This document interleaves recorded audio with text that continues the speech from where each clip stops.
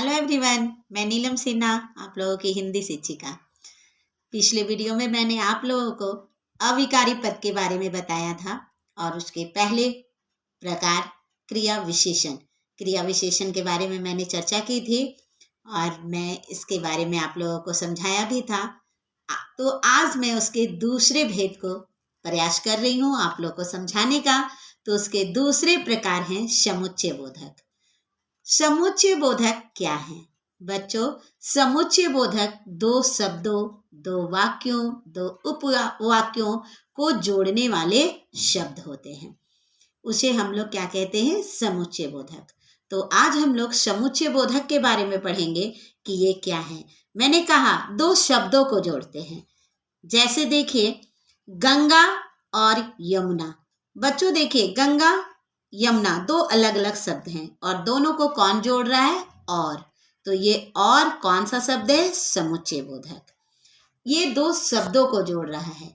उसी तरह से अगर हम वाक्यों की बात करें तो वाक्य भी जोड़ेंगे। जैसे तुम पढ़ाई कर लेते तो जरूर सफल होते। बच्चों तुम सफल होते और तुम पढ़ाई करते, ये दोनों को जोड़ रहा है एक शब्द। अगर पढ़ाई कर लेते तो तुम सफल होते, ये तो जो है वो दो शब्दों को जोड़ रहा है। इसमें बहुत सारे शब्द हैं जो दो वाक्यों को जोड़ते हैं, दो शब्दों को जोड़ते हैं, दो उपवाक्यों को जोड़ते हैं। जैसे और, तथा, क्योंकि, इसलिए, इस तरह के और भी अन्य शब्द हैं जो दो वाक्यों, दो शब्दों, दो उपवाक्यों, ये सबको जोड़ने का कार्य करते हैं। और जो इन सबको जोड़ने का कार्य करते हैं उसे क्या कहते हैं? समुच्चय बोधक। तो चलिए आज हम लोग समुच्चय बोधक के बारे में जानकारी लेते हैं। ध्यान से इस वीडियो को देखिए और समझने का प्रयास कीजिए। तो चलिए हम लोग पढ़ते हैं। अविकारी पद का ये दूसरा प्रकार है समुच्चय बोधक। बच्चों समुच्चय बोधक क्या है? जोड़ने वाले शब्द होते हैं। ये वाक्यों को भी जोड़ते हैं, शब्दों को भी जोड़ते हैं, उपवाक्यों को भी जोड़ते हैं। जैसे देखिए गंगा और यमुना, तो यहाँ पे जो और है ये क्या है? समुच्चय बोधक। उसी तरह से दूसरा है सुख और दुख। बच्चों यहाँ भी देखिए और दो शब्दों को जोड़ रहा है। तो ये जो जोड़ने वाले शब्द हैं उसे क्या कहेंगे? समुच्चय बोधक। अब पहले हम लोग समझते हैं समुच्चय बोधक क्या है, उसे थोड़ा विस्तार से समझते हैं। दो शब्दों, वाक्यांशों, उपवाक्यों या वाक्यों को जोड़ने व अलग करने वाले शब्दों को समुच्चय बोधक या योजक शब्द कहते हैं। जैसे देखिए एग्जाम्पल हैं और, तथा, व, क्योंकि, इसलिए, अथवा, या, अर्थात, ताकि, बल्कि इत्यादि। ये सब जितने भी शब्द हैं वो हैं समुच्चय बोधक के शब्द। ये सभी शब्द किसी न किसी शब्दों को जोड़ेंगे, वाक्यांशों को जोड़ेंगे, उपवाक्यों को जोड़ने का कार्य करेंगे। उसके कुछ उदाहरण आप लोगों के सामने हैं। देखिए जैसे हमारे खिलाड़ी अच्छा खेले और मैच जीत गए। बच्चों यहाँ पे दो वाक्य है। हमारे खिलाड़ी अच्छा खेले एक वाक्य है और दूसरा वाक्य है मैच जीत गए।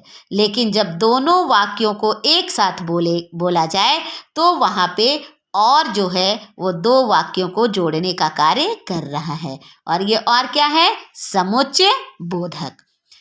इसमें दो वाक्यों को जोड़ने का कार्य हो रहा है। उसके बाद है एक और उदाहरण है, कुछ बच्चे पढ़ रहे हैं किंतु कुछ का ध्यान दूसरी ओर है। यहाँ पर देखिए दो वाक्य हैं। कुछ बच्चे पढ़ रहे हैं, ये एक वाक्य है, और दूसरा वाक्य है कुछ का ध्यान दूसरी ओर है। और दोनों वाक्यों को जोड़ रहा है कौन? किंतु। ये जो किंतु शब्द है वो है समुच्चय बोधक। इस तरह से दो वाक्यों को जोड़ने का कार्य कर रहा है। यहाँ पे दो शब्दों को जोड़ने का कार्य कर रहा है, यहाँ पे दो वाक्यों को जोड़ने का कार्य कर रहा है, उपवाक्यों को भी जोड़ने का ये कार्य करते हैं। इस तरह से समुच्चय बोधक हम लोगों को समझना है एग्जाम्पल से। बच्चों उसके बाद आता है समुच्चय बोधक के भेद। समुच्चय बोधक के भेद कितने हैं? दो। कितने भेद हैं इसके? दो। पहला है समानाधिकरण समुच्चय बोधक। बच्चों यहाँ देखिए, नाम से ही समझना है। समानाधिकरण, समान, समान का अर्थ क्या होता है? समान, एक जैसा। इसका मतलब है बराबर, एक जैसा। एक जैसे शब्दों को जब जोड़ने का कार्य करते हैं उसे क्या कहते हैं? समानाधिकरण समुच्चय बोधक। वे योजक शब्द, योजक का मतलब होता है जो एक ही तरह के शब्द हों। देखिए, वे योजक शब्द जो समान स्तर के शब्दों तथा वाक्यों को जोड़ने का कार्य करते हैं। जैसे देखिए, अगर खेल के बारे में बताया जाए तो खेल से संबंधित दोनों शब्द खेल से ही संबंधित रहेंगे। अगर पढ़ाई की बात की जाए तो दोनों शब्द पढ़ाई से संबंध रखते हों। इसी को कहते हैं कि समान स्तर के शब्द। इसके भी एग्जाम्पल हैं। तुम लूडो खेलोगे या शतरंज। बच्चों देखिए, यहाँ पे या क्या है? समानाधिकरण समुच्चय बोधक का। इसलिए ये उदाहरण है क्योंकि यहाँ पे दोनों लूडो और शतरंज दोनों खेल से संबंध रख रहे हैं। दूसरा है मन लगाकर पढ़ो वरना फेल हो जाओगे। यहाँ भी दो वाक्य हैं, मन लगाकर पढ़ो। बच्चों यहाँ भी दोनों वाक्य पढ़ाई से संबंध रख रहे हैं, पढ़ो और नहीं तो फेल हो जाओगे। तो इसको जोड़ने वाले जो शब्द हैं वरना, ये भी समानाधिकरण समुच्चय बोधक के अंतर्गत हैं। इसके दूसरे भेद हैं व्यधिकरण समुच्चय बोधक। व्यधिकरण समुच्चय बोधक क्या है? वे योजक शब्द जो दो या दो से अधिक उपवाक्यों को जोड़ने का कार्य करते हैं। ये शब्द को नहीं, ये वाक्यों को जोड़ने का कार्य करते हैं। लेकिन इसमें एक खास बात है, इनमें एक अंश मुख्य होता है और दूसरा गौण होता है। गौण का अर्थ क्या है? शांत होता है। जैसे देखिए एग्जाम्पल हैं, उसने बहुत मेहनत की फिर भी वह सफल नहीं हो सका, है ना। यहाँ पे जो फिर है वो क्या है? व्यधिकरण समुच्चय बोधक।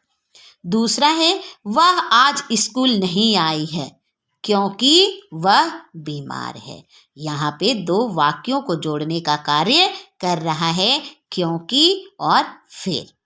ठीक है, तो इस तरह से हम लोगों को समुच्चय बोधक के प्रकार के बारे में हम लोगों ने जाना। दो भेद हैं, पहला समानाधिकरण समुच्चय बोधक और दूसरा व्यधिकरण समुच्चय बोधक।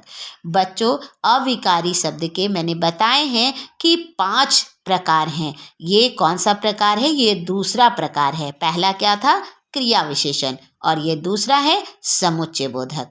तो समुच्चय बोधक के जितने भी मैंने उदाहरण लिखे हैं, अगर ये वीडियो आप लोग ध्यान से पढ़ेंगे और सुनेंगे तो आपको जरूर अविकारी पद के दूसरे भेद में किसी भी तरह का कोई परेशानी नहीं होगी, ऐसा मुझे विश्वास है।